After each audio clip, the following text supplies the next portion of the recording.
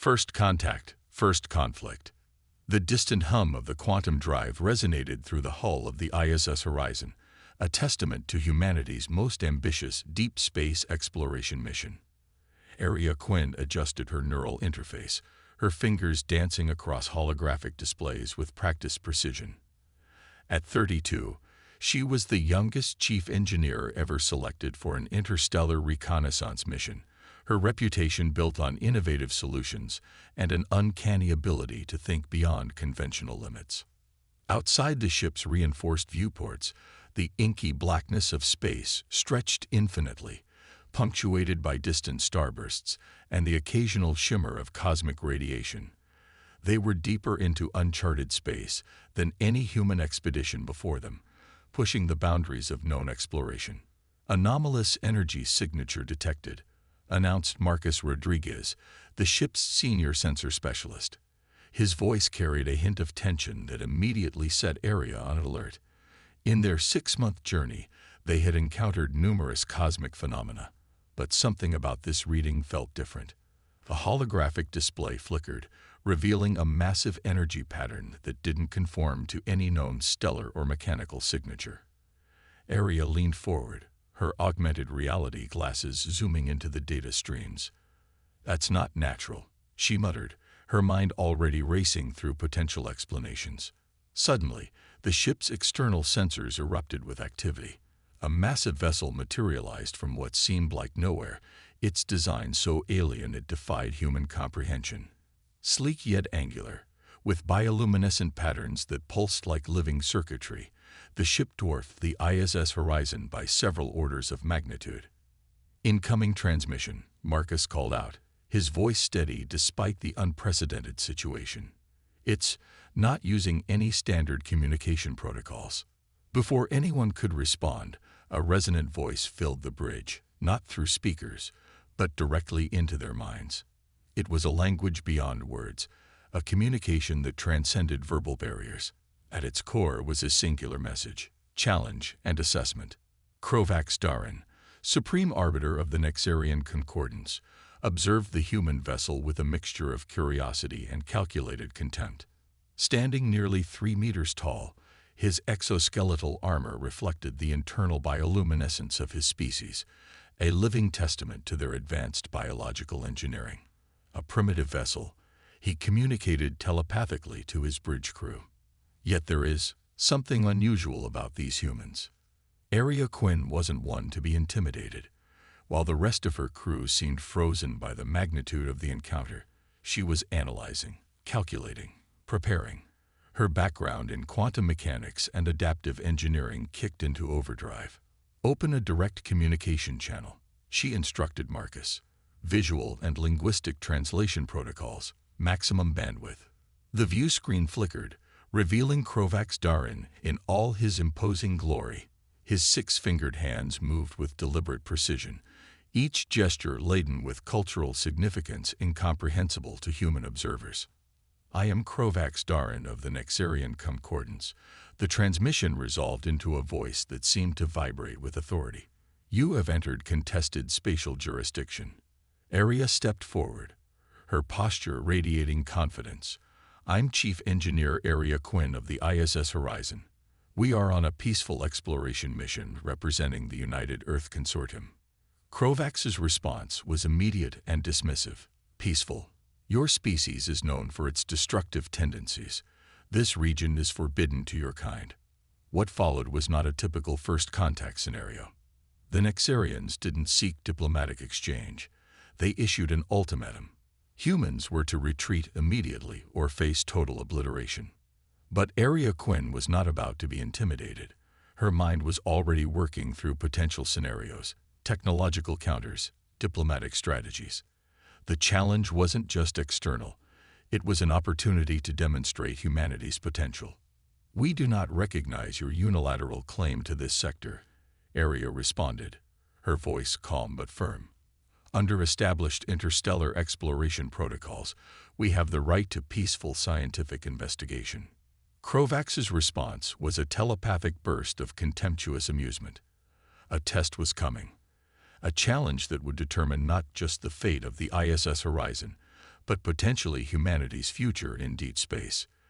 The stage was set for a confrontation that would echo through the stars, a testament to human resilience, ingenuity, and an unwavering spirit of exploration. Little did Kovacs-Darin know that in Area Quinn, he had encountered more than just another human. He had met a representative of a species capable of turning challenges into opportunities, limitations into innovations. Technological crucible. The standoff between the ISS Horizon and the Nexarian vessel hung in the delicate balance of technological brinkmanship. In the ship's compact engineering bay, Area Quinn worked with furious intensity, her augmented reality interface surrounded by holographic schematics and quantum probability matrices. Dr. Imani Okoro, the mission's lead xenotech specialist, watched in awe as Area manipulated complex adaptive algorithms. "We can't possibly match their technological capabilities," Imani cautioned, her fingers tracing the intricate energy signatures of the Nexarian ship. Area's lips curved into a determined smile. Capability isn't about raw power, it's about adaptation. The Nexarian ultimatum had been clear: immediate retreat or complete destruction. But retreat was never in Area's vocabulary. She had spent the last 12 hours dissecting the transmission data, analyzing the quantum resonance of their communication technologies. "Marcus," she called to the communications officer, "route all secondary power systems to the quantum encryption matrix. We're going to do something they won't expect." The ship's systems hummed with redirected energy. Area was preparing not just a defensive strategy, but a technological challenge that would force the Nexarians to reconsider their dismissal of human potential. Kovacs-Darin monitored the human vessel with growing irritation. Their refusal to comply was unprecedented. Most species encountered by the Nexarian Concordance quickly submitted to their technological superiority. Yet these humans remained defiant.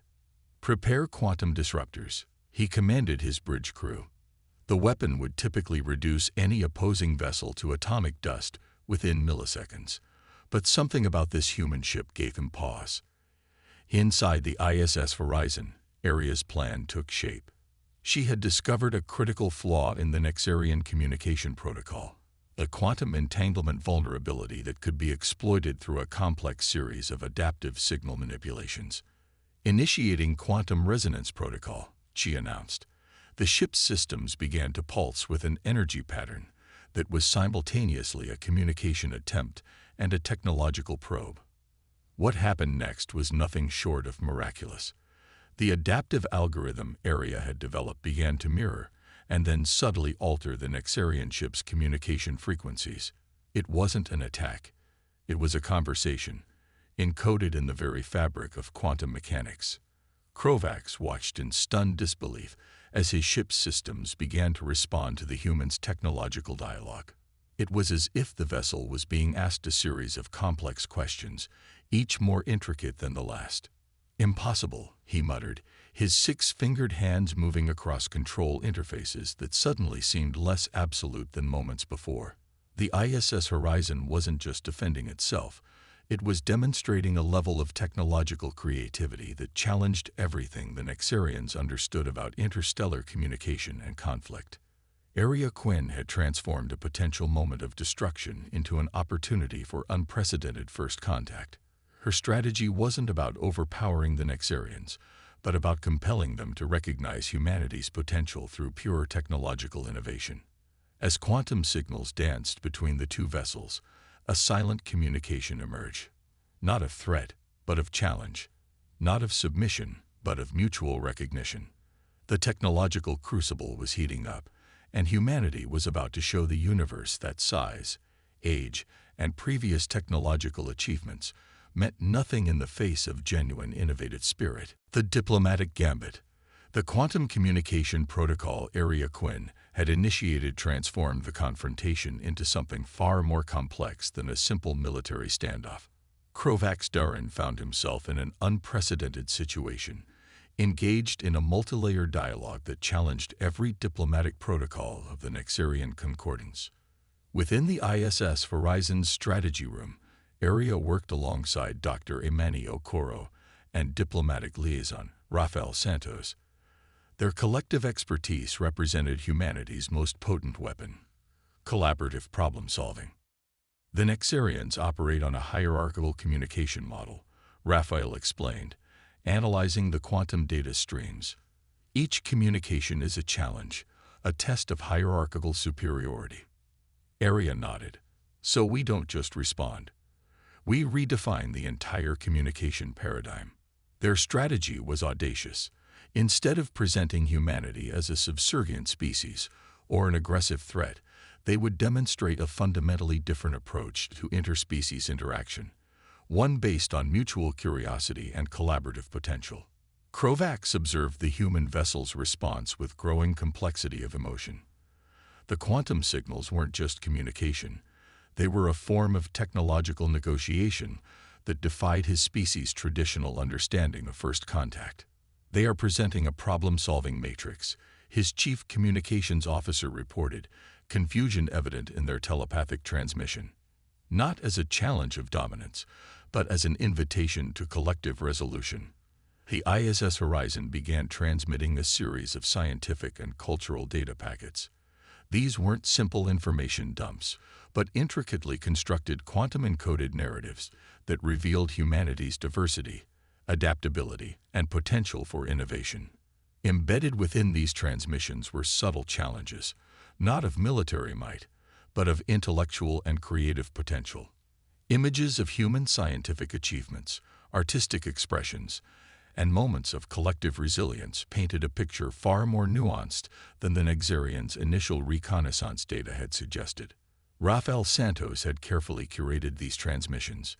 Each quantum packet was a story of human exploration, of overcoming seemingly insurmountable challenges, of collaborative problem-solving that transcended individual limitations.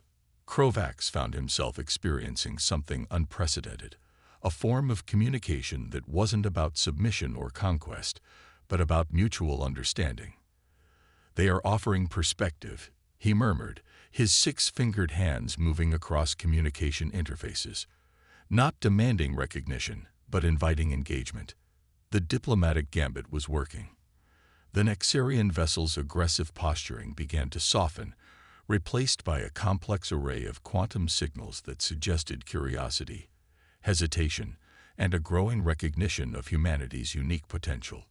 Arya Quinn had transformed a potential moment of destruction into an opportunity for unprecedented first contact.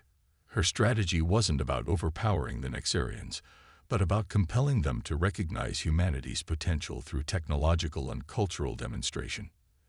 As quantum signals continued to dance between the two vessels, a silent communication emerged. Not of threat, but of challenge. Not of submission, but of mutual recognition. The universe was watching, and humanity was about to show that true strength lies not in overwhelming force, but in the capacity to understand, adapt, and collaborate. Trials of survival. The quantum negotiations had transformed into something more complex, a delicate dance of technological and cultural exchange. But the Nexarian concordance was not a species to be easily swayed. Their response came in the form of an unexpected challenge. "Initiate spatial displacement protocol," Kovacs Darin commanded. Without warning, the ISS Horizon found itself forcibly transported to an uncharted planetary system. The ship's systems flickered, emergency protocols engaging as they materialized in orbit around a hostile world of razor-sharp crystal formations and atmospheric toxicity. Survival probability: 12.7%. The ship's AI calculated coldly. Arya Quinn's mind raced. This wasn't just a test. It was a deliberate attempt to break human resolve. The planet's environment was designed to be fatal. Atmospheric pressure that would crush most life forms. Radiation levels that would destroy organic matter within hours, and geological instability that threatened constant destruction. "We're not dying here," Arya declared, her voice cutting through the tension on the bridge. Dr. Imani Okoro began rapid analysis of the planetary conditions. Marcus Rodriguez worked to stabilize the ship's quantum shielding. Rafael Santos prepared emergency communication protocols. What the Nexarians didn't understand was humanity's fundamental characteristic: adaptation. Within hours, Area had developed a multi-layered survival strategy. Using the ship's limited resources, they began constructing adaptive environmental suits that could withstand the planet's extreme conditions. The suits weren't just protective gear. They were a testament to human ingenuity. Each team member became a critical component of their survival mechanism. Imani developed molecular-level radiation filters. Marcus created quantum adaptive communication arrays that could penetrate the planet's disruptive energy fields. Raphael mapped potential resource zones that could sustain their survival. Krovax watched through remote sensors, expecting the human vessel to succumb to the planet's hostility. Instead, he witnessed something unprecedented. The humans weren't just surviving, they were thriving. They extracted critical mineral compounds from the crystal formations, developed temporary habitation modules that adapted to the planet's constant geological shifts, and created energy generation systems that used the planet's toxic atmosphere as a power source. What was meant to be a death sentence became a demonstration of human potential. Days turned into weeks. The ISS Horizon transformed from a spacecraft to a living, breathing ecosystem of human determination. Each challenge was met not with despair, but with creative problem-solving. Area Quinn stood at the observation deck, looking out at the alien landscape that had been designed to destroy them. Instead, it had become their proving ground. "We're more than they expected," she whispered, watching as another adaptive module rose from the planet's treacherous surface. The Nexarian observers could only watch in growing disbelief. This was not the species they had anticipated encountering. These humans were something entirely different, a species that didn't just survive, but reimagined survival itself. The universe was about to learn a critical lesson about humanity's true nature. Convergence of civilizations. The crystalline planet that was meant to be a tomb had become a crucible of human potential. Krovax Darin watched the data streams with a mixture of disbelief and growing respect. The humans hadn't just survived, they had transformed an impossible environment into a testament of adaptability. Area Quinn stood before her team. The adaptive environmental suits, now a complex fusion of human technology and planetary resources, were not just surviving, she declared, we're understanding. The quantum communication protocols they had developed continued to pulse between the ISS Horizon and the Nexarian vessel. What began as a confrontation had evolved into something far more profound, a dialogue of species, of potential, of mutual recognition. Krovax made a decision that would reshape the Nexarian Concordance's understanding of interstellar relations. Instead of destruction, he chose observation. Instead of conquest, he opted for dialogue. Prepare direct communication interface, he instructed his bridge crew. The transmission that followed was unprecedented.